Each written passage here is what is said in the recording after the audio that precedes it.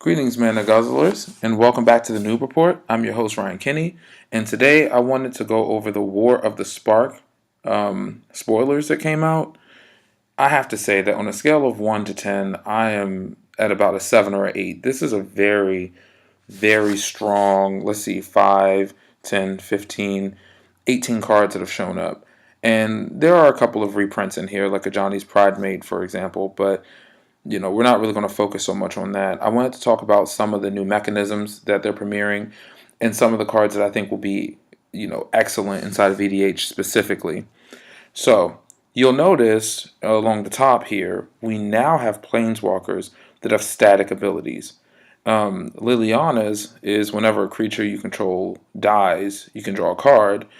Tezzeret has creature and planeswalker spells are given affinity for artifacts, so you can cost them down based on the amount of artifacts you have out on the board.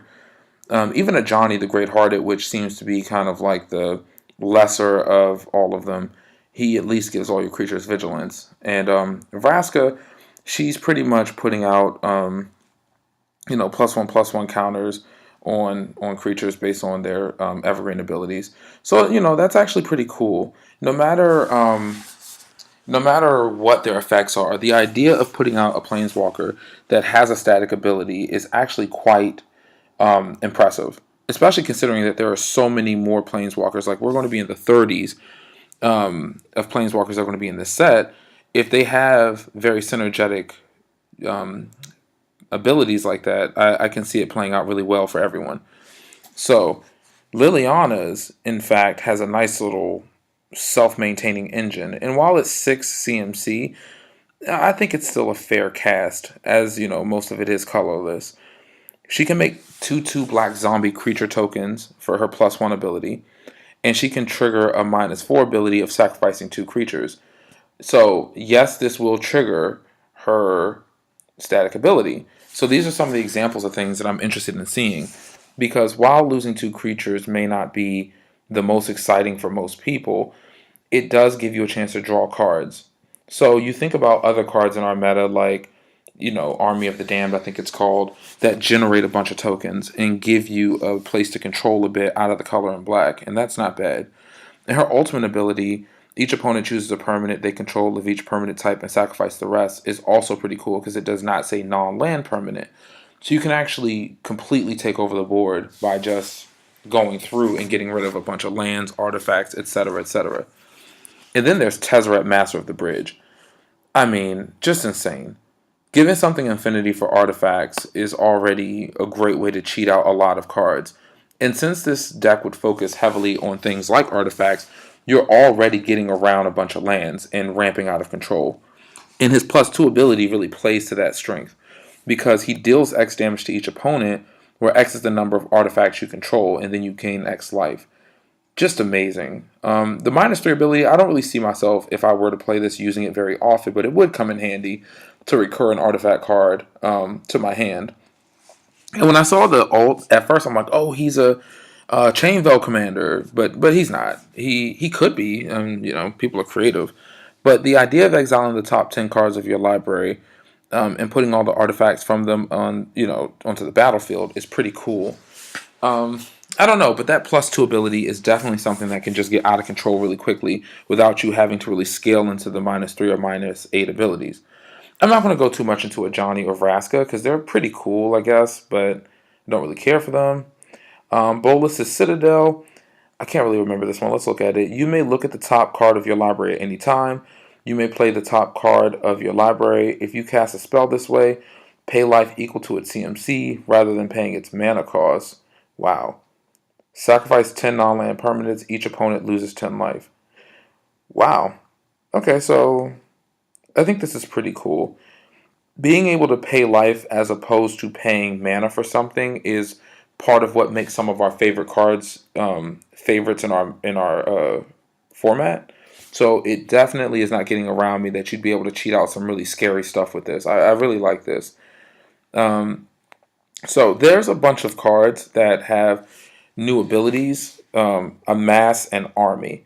I'm not going to lie, at the time of me recording this, I don't fully understand it that well. So I don't really have a place to be super excited for it, but we'll move on. So I'm also skipping past Tibalt's Rager. I'm happy that Tibalt's coming back, but I'm more excited for Flux Channeler.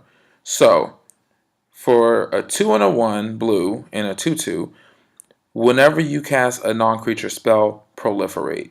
This card is absolutely nuts. You can finally do something that I was trying to achieve with my Tetsuko Umezawa Infect deck, which is essentially getting poison counters onto players and then trying to storm out of control to poison them to death. There's a card that's very similar to this right now. It's called Inexorable Tide, which is it costs a lot more mana and it's not a creature, so it's a little bit more difficult to tutor out in certain colors. It wasn't a problem in Tetsuko per se, but just saying to have this type of effect in any deck that uses Infect or Planeswalkers is absolutely nuts. You can very quickly, in the color of blue, amass the non-creature spells into proliferation that you need through things like Brainstorm, Opt, Ponder. I think that on this list, this is the card that I'm most excited for. I would put this in spot number 1 because of its ability to just go crazy. No Escape is pretty cool. I'm not a big fan of counter spells that cost 3 already, and I'm also not a big fan of counter spells that are targeted towards creatures. I'm usually more concerned about instants or, things like that. If I can stop stuff like that, then I'm a lot happier, especially if I can do it for 2 mana. But No Escape is probably going to be, pretty popular in other formats. I just don't see it making a big impact on EDH. Ravnica at War, on the other hand, I think will. For 3 colorless and a white, this sorcery exiles all multicolored permanents. So most of the commanders that we see in our meta are multicolored. Monocolor commanders do exist, but just to have the ability to wipe into exile a bunch of multicolored permanents is definitely something that I see being really useful in our meta. I don't think it'll be an expensive card. I think it'll be very cheap, easy to run, and it would be a nice boon coon for decks that are mono white specifically. Because if you're playing against a pod where everyone else is multicolored but you're mono white, you can just end the game. They would still have their lands because lands are colorless and things like artifacts that there are colored artifacts, but they tend to be, one color. This is something that can just turn the game around. I will definitely be picking this up. I'm not as excited for it as I am for Flux Channeler, obviously, or Liliana Death Horde General, but, it is very exciting. I'd say out of the cards I am excited for so far, I'd say Flux Channeler is number 1. Ravnica at War is maybe 4, and Liliana is 3. The number 2 spot's later. It's a emergence zone, but we'll get there. Vraska's finisher is pretty cool. She enters the battlefield and destroys a target creature or planeswalker an opponent controls that was dealt damage this turn. It's pretty, I'd say, cute. I don't think it's something that I would run personally, but it doesn't elude me that there are decks that can flicker creatures.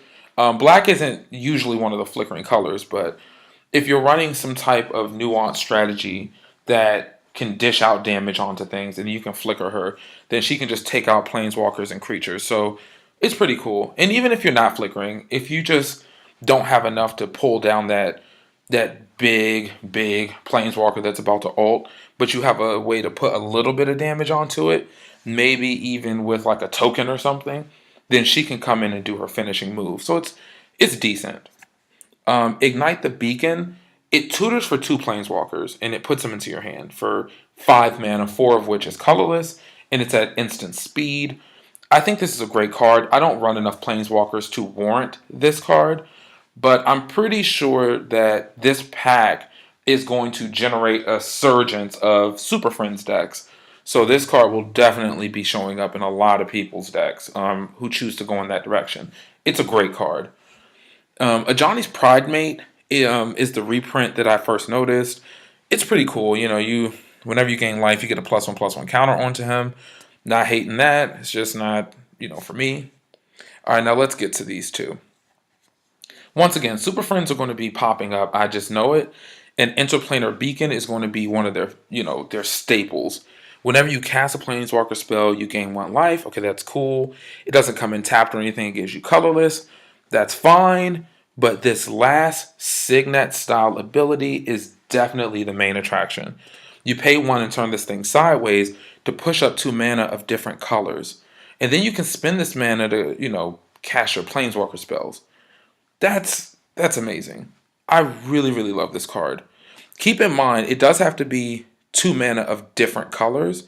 So in a deck that you want to do like monocolored planeswalkers, which wouldn't be that good anyway, in my opinion, you would just want to be thinking about something like that.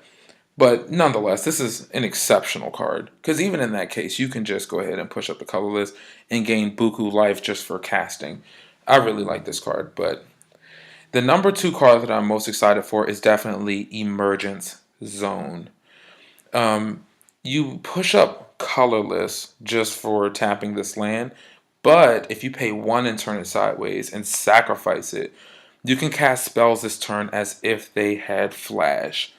Holy moly. This card is absolutely insane. I can imagine, once again, in my Tetsuko deck, using this to great effect. I can see myself using this in my Zur deck. My Zur deck focuses on trying to win with Shimmer Mirror, so I can flash out artifacts during the end phase. Now I have a card that costs a lot less mana and can just sit there and give me mana until I'm ready to go off, and then I can just pop this sucker and then just start flashing out of control. I mean, it's just such a cheap entry point into flashing out anything you have. I absolutely love this card. I'm super excited about it. And to be honest, the whole of this spoiler so far is so impressive that I'm really looking forward to War of the Spark. If there's any type of, spoiler to come after this, I'll address those as well. I'll definitely be keeping my eyes open. I've heard people say that, there are rumors that maybe Wizards is thinking about creating interaction for emblems. So we'll see. Maybe that will come to pass as well. So thanks for tuning in, and I will definitely keep you posted.